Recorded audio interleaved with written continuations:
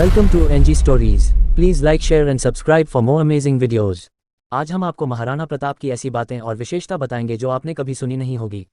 महाराणा प्रताप दृढ़ प्रतिज्ञ थे। श्री राम की प्रतिज्ञा और भीष्म की प्रतिज्ञा के समान उनकी प्रतिज्ञा आंकी जाती है। वे सच्चे राष्ट्रभक्त थे।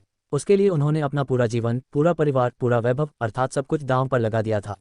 वे अपने उद्देश्य में पूर्ण रूपेण स्पष्ट थे और कर्तव्य में तत्पर थे। उसी के अनुरूप उन्होंने अपनी जीवनचर्या बचपन से ही बनाई थी। स्वदेशी का भाव उनमें कूट कूट कर भरा हुआ था, तो जनता को भी उन्होंने स्वदेश प्रेम और देशभक्ति से ओतप्रोत करके रखा। वे अत्यंत साहसी थे। निराशा उनके पास भी नहीं फटकती थी। वीरता उन्होंने माता की कोख से ही सीखी थी, तो माता की गोद ने भी उन्हें वीरता का प्रसाद दिया था। माता की इस सीख के कारण ही वे सदैव दो तलवारें रखते थे कि वीर कभी निहत्थे पर वार नहीं करता, और यदि शत्रु भी निहत्था मिल जाए तो एक तलवार उसे देकर बराबरी पर युद्ध किया जा सके। वे शास्त्र और शस्त्र दोनों में सुशिक्षित थे। उनके शस्त्र संचालन का लाघव देखते ही बनता था। सभी जातियों के लोगों के लिए उन्होंने सैनिक शिक्षा के केंद्र गांव-गांव में खोले।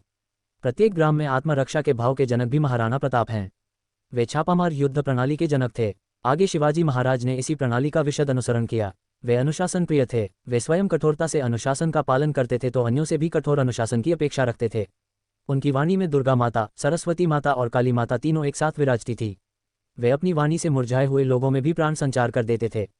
उनकी बात की कोई काट नहीं कर सकता था। सहयोगी तो क्या, शत्रु भी उनकी बात के आगे नतमस्तक रहता था। उनकी दकाल के आगे शत्रु दल के प्राण सूख जाते थे। राणा थारी दकाल सुनने अकबर धूजियो जाए।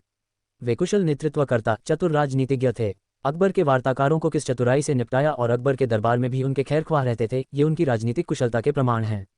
वे युवकों और वृद्धों में भी समान रूप से प्रिय थे। उन्हें पद का अभिमान नहीं था। ऊंच नीच और छोटे बड़े का भाव उनमें नहीं था। वे अपने सब साथियों के साथ एक पंगत में बैठकर भोजन करते थे। ये शिक्षा उन्होंने बचपन में ही अपनी माता श्री से पाई थी। बाद में यह मेवाड़ राजघराने की परंपरा ही बन गई। उन्होंने जनता का विश्वास अर्जित किया था, तो उनके साथी, सहयोगी और सेवक भी विश्वस्त थे। उनमें से कोई भी लालच देकर अकबरियों द्वारा खरीदा नहीं जा सका। वे कुशल संगठनकर्ता थे। मेवाड़ की जनता तो उनके साथ थी ही। मेवाड़ के आसपास के हिंदू मुसलमान शासकों को भी उन्होंने अकबर के विरुद्ध अपनी ओर कर रखा था। महाराणा प्रताप कष्ट सहिष्णु थे, तो उनकी रानियां और पुत्र भी कष्ट सहिष्णु थे। उनकी रानियों में सौतिया डाह नहीं था, तो संतानों में भी अधिकार लिप्सा नहीं थी। उन्हें महारानी अजवा देवी परमार जैसी पटरानी प्राप्त थी, जो न केवल उनके दुख सुख में सदैव साथ रहती थी, अपितु उन्होंने ठीक प्रताप के ही अनुरूप अमर सिंह जैसा वीरपुत्र प्रदान किया था, जिनको देखकर निकट के लोग भी भ्रमवश समझते थे कि ये प्रताप ही आ रहे हैं। वे कुशल शिक्षक थे। वे अपने आचरण से सिखाने वाले थे। यद यद आचरति श्रेष्ठ तत्तदेवेत्रो जनः का अर्थ उन्हें भली भांति ज्ञात था। उनकी करनी और कथनी में अंतर नहीं रहता था। राणा प्रताप सब प्रकार से सच्चरित्र व्यक्ति थे, तो उनके कारण मेवाड़ की जनता भी पूर्णतः सच्चरित्र थी। सुई की भी चोरी नहीं होती थी। मेवाड़ के गांव में आज भी चोरी नहीं होती है। भ्रष्टाचार का तो जन्म भी उनके यहाँ हुआ ही नहीं था। उनके सब कारिंदे ही नहीं बल्कि जनता भी अर्थशुचि का पूरा पालन करती थी। महाराणा प्रताप मातृवत परदारेशु का पालन करते थे, तो जनता भी उसका पालन करती थी। वे अपने गुणों के कारण शत्रु पक्ष में भी पूजे जाते थे। वे त्याग और तप की प्रतिमूर्ति थे, तो उनकी संतानें और जनता भी उनकी ही प्रतिकृति थी। वे कुशल योजक थे। किसको किस काम में लगाया जाए, इस योजकता के वे कुशल शिल्पी थे।